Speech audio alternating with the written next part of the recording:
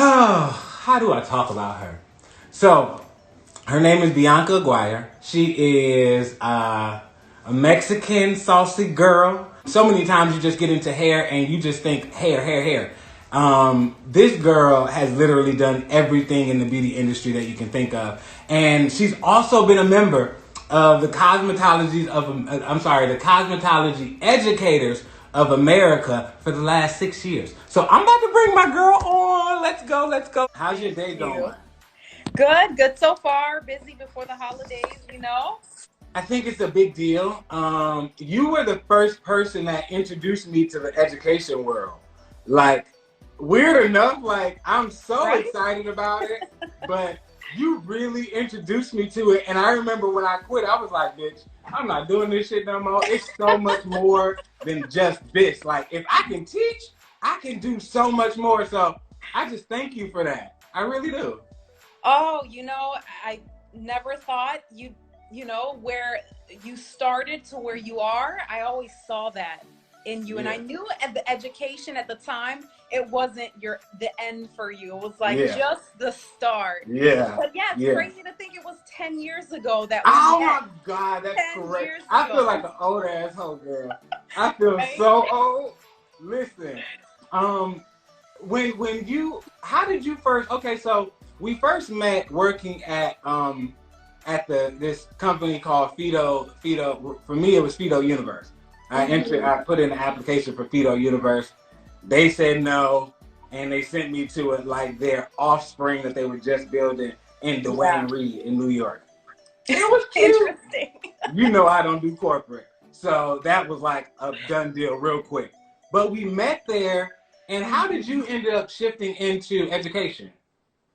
Well, that was an entry because I just got to New York, so I was like, I need to work. I need to find Yeah, work ASAP. yeah, Like I was three yeah, months into New York and I needed to work, so I found that, which kind of seemed like okay, I'm not directly in a salon, but I'm in like a salon setting and still doing some kind of retail, yeah. and it was nails, it was hair, it was beauty, so it It was a little bit was. of everything. It was. And then from there I mean, I already was teaching before in Chicago, so when I got to New York, I was like, well, that's going to be a segue right away into New York. So I applied to Aveda Institute, and I got in like 3 months, 3 months Wow. from being in New York, and then that's when I think I brought you shortly after, right? About a Yeah, you were like, I year, got this new yeah, like job a at a year, school. yeah, I'm like, girl, a school? What I need to do? I would love to do that. So that yes. was a really amazing time.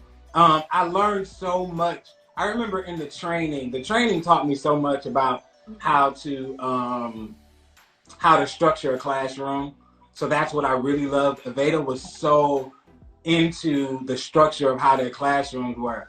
And I love the fact that they reprogrammed you, that you Yeah. had to learn everything the Aveda way.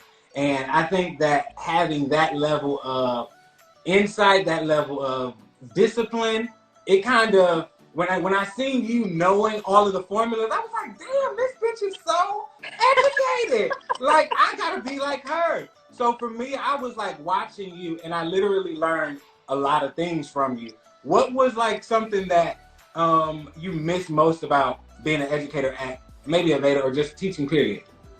I think it's the constant learning because you don't stop. There's always something new. So you're always improving upon whether it's formulation or technique, you're always learning something. So it just Yeah, doesn't stop, even yeah, though you're teaching similar subjects, but you're always learning something. And with Aveda, they were teaching us something constantly. And constantly.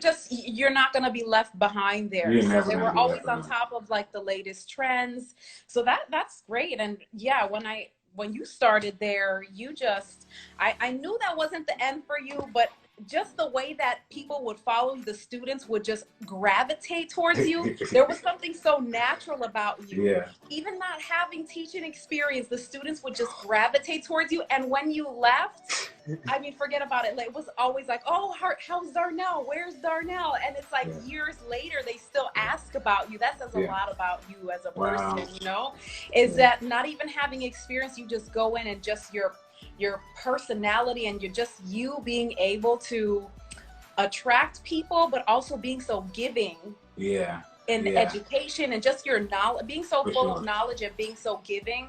A Yeah. lot of times in the industry, you don't find that in people and educators that are so willing to give you, this is what I know, and I'm not intimidated by giving it to someone else because Yeah.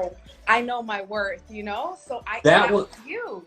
that was. But you know what? I remember being a beauty school when I was working at Aveda. I just remember thinking about all of the teachers when I was in school that just didn't give a fuck. They just came to school just to read the book, and I was like, oh my Yeah. god, like that's so boring. Like, what could we do better? So for me, that was really where I was coming from every day. I was excited, and then I wasn't there.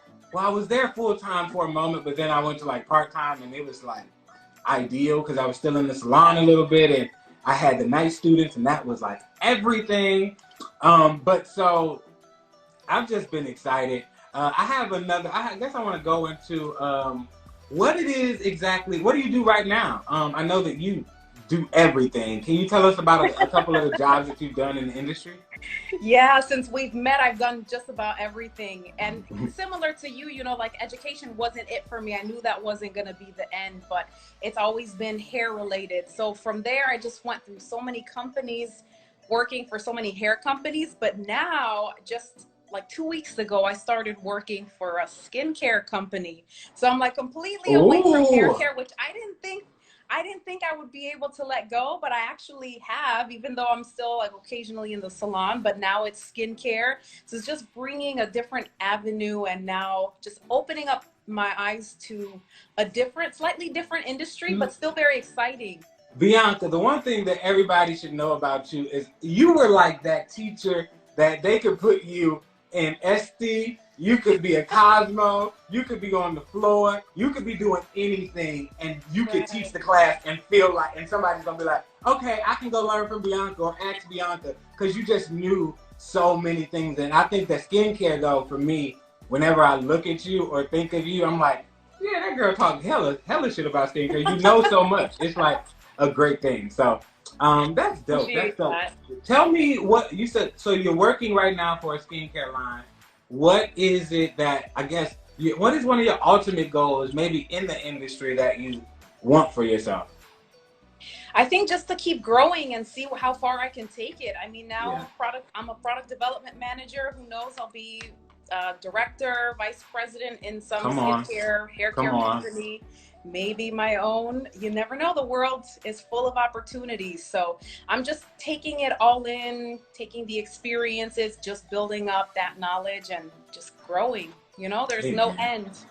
Yeah, same Amen. like you. I mean, I've just seen you from the 10 years ago, just the growth. You're that one person I can think of that will say that they're going to do something and they actually do it.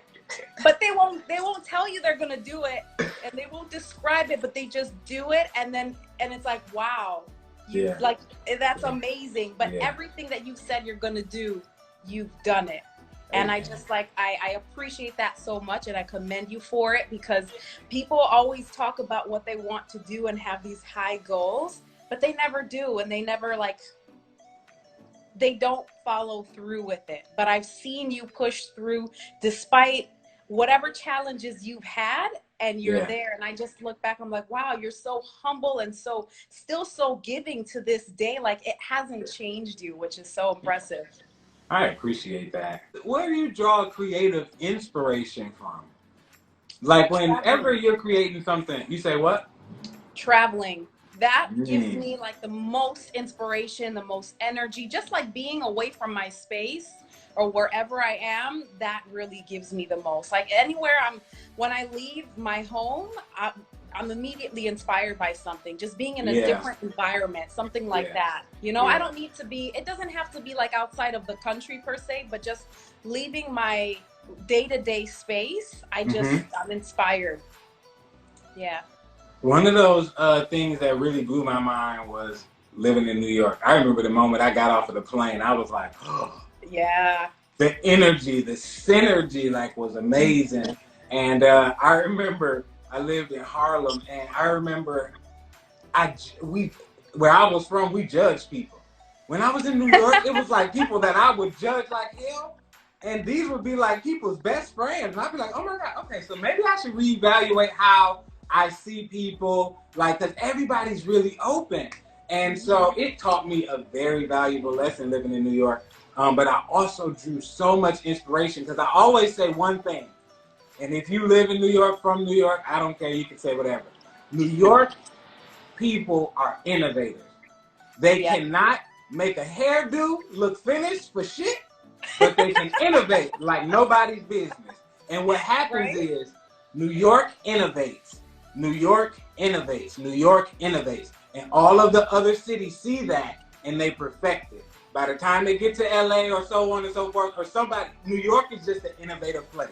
I say that all the time. It's just such a, it's a, people create shit. I'm like, girl, that shit is ugly as hell. But I see where you're going with it. I see where you're going with it. And it just takes somebody who has a cleaner eye. But New York people, their hair is so messy. But you're so right with that. I realize that because in the Midwest, you know, where we are, styles are perfect. They are done. Every hair is perfect. Listen, perfectly that's laid, so true. honey. And you get here, and I'm like, wow, like this, you paid for that? Okay. How much did you pay? A washing set, girl. If you don't go get your washing set out of here, so have you ever had a hair disaster? Maybe with yourself, or no? Let's say with a client. And how did you deal with it? Absolutely. Absolutely. I've had a few. I've had to fake it. And I'm like, well, sorry. It didn't work out. I mean, but honestly, I've had more with my own hair than I would say on clients. Yeah. You know, with clients, there's always a way to fix it, even if, and it's really just communicating with people. If you fuck it up, you know, just admit it and just say, you know what, listen, here's what we're gonna do. Okay, look, like 10 treatments later, we're gonna revive it. And you also, I've had the worst on myself, I would say. So that's pretty fair. And you also, if ever a hair disaster, you have to be patient with the person who you gave the disaster to, because you technically fucked up. You know, so you have to like not expect them to just accept your apology right away. Although there are those clients who want to perform for days. You be like, oh my gosh, man, girl, bye. Go buy you a wig. Hello, and that's why you can sign up for my class. Look, there you go. Perfect segue. There's always a way to fix it. Is there like a go-to hairstyle if you're going to a photo shoot, you don't know the artist, you don't know the client, and you need to know like what is this one look that you go to for basically everybody that'll suit? A wig. Bring a wig. I mean, you could cut that and not have to worry about what they're wearing. So it just helps in any occasion. If you have a good lace front wig, or even just hair pieces to attach, and you can transform any hairstyle really with that. But I would say a go-to is a wig. And I mean, you can transform your look every day. So that to me is the most versatile and most helpful. Yeah. I have a question that I really love talking about, and I think I talk to you a lot about it, and I always try and tell students about it. But how important is it to understand and know facial shapes when cutting hair or styling hair, period? Oh, wow. That's number one. That's the number one thing you have to look at. And what's crazy is that it's so much harder this year because everyone's covered up halfway. So, but you really do have to evaluate the entire face from, I mean, bone structure, cheeks, eyebrows, eye color, ears, just everything. Like the profile, that is so important, because I can't tell you how many times someone will bring me in a picture of, let's say, Halle Berry, and they have the head shape of Will Smith. And I'm like, I'm done. And Not Halle and Will. You cannot wear short hair if you're Will Smith, but there is a style, there's a way to tailor it for your head shape and your structure to make it look better for you. Because if I give you that exact same style that you're showing me in a picture, you're not going to look like that, and then you're going to think you're going to hate the style anyway. So it's always, you've got to really balance out all of the features and consider, you know, where do you need to add more volume? Is it here? Is it like here? Do you need to bring your lines to the cheek? That is so like the number one thing. Tell them. You know, it is. It's and so sometimes much. sometimes they're like, you know what? I don't care if I look like a carrot head. Like, I want this hairstyle. But I'm like, okay, but don't tell them I did it. Don't tell them I did that shit. I didn't do it. Don't tag me on it. Don't. Listen. Okay, listen, I love, I have to, okay, so I'm starting a class about that. That has to be a class, and I need to have you come in and just assist me with that. Because so many people, it would blow their mind what a haircut, layers, in the right placement could do for an entire person's wig, finish, hairstyle, or whatever. So I love that. That was beautiful. What was one of your most successful or biggest accomplishments or lessons of this year? Ooh, that's a good one. I mean, this year has taught me to really go outside of my comfort zone, definitely. And really, you don't have to limit yourself based on what's happening with the world, because, I mean, some businesses are thriving, some are not, but you just keep challenging yourself. And if you have a vision, you just have to go. You just have to get there one way or another. It will happen if you have the drive. So it's really just being focused, and again, just taking on new challenges and going with it, risking whatever it is. I mean, for the betterment of yourself, of course. Well, did you find time to complete any tasks that you never have time to do? Oh yeah. I mean, I've been playing sports this year. I don't play sports, but I tried. Really? I tried playing basketball a little bit. I tried soccer. Come on. So I'm like, okay, I'm handling the balls. Talking about balls, are you single or dating? I'm single, yeah, but this year is not ideal for a single person. Did you try anything new in the dating world that you've never done before, like dating online, or have you pretty much done that before? Yeah, I mean, definitely. Dating online, and also doing different things that you wouldn't do. Like, your typical dates are like what? Going out for dinner, going to a movie. So now I'm like going to the park for a walk. I'm like, it's refreshing because you're having better conversations, and it's more, maybe it's forced because there's no other way, but people are actually talking to each other, which is, you should have that. Yeah. You should have that anyway, but that's at least the positive of dating. What is one thing that you're most grateful for? Family. Yeah. Family, number one, because they're such a great support system. It doesn't matter what it is. It could be positive, negative. Family's always there and will always be there. I'm so grateful to have such a close connection with my family, and to be able to confide in them in anything. That's really gotten me through the years, honestly. If it wasn't for family being like that support system, who knows? Do you have any expectations for 2021? Oh, it's going to be great. It's going to be amazing. I don't see anything, but I'm just optimistic. 2020, I didn't see it. I'm like, yeah, it sucks. Things are different now, but we're building off of 2020, and things are getting better. You find ways to improve, you accommodate, you change, you adapt, and things just get better. So that's all I see is just progress and just being optimistic. And seeing you two more.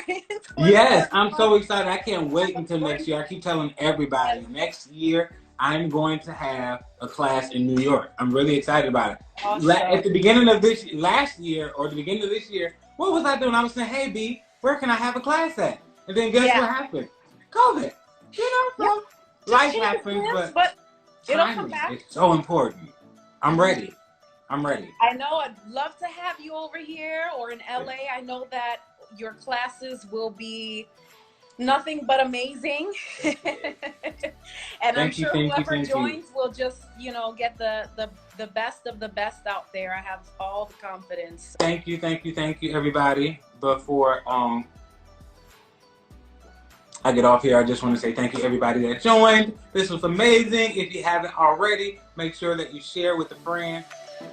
If you want more information about my Ventilation 101 class, go to wigsbyddavis.com.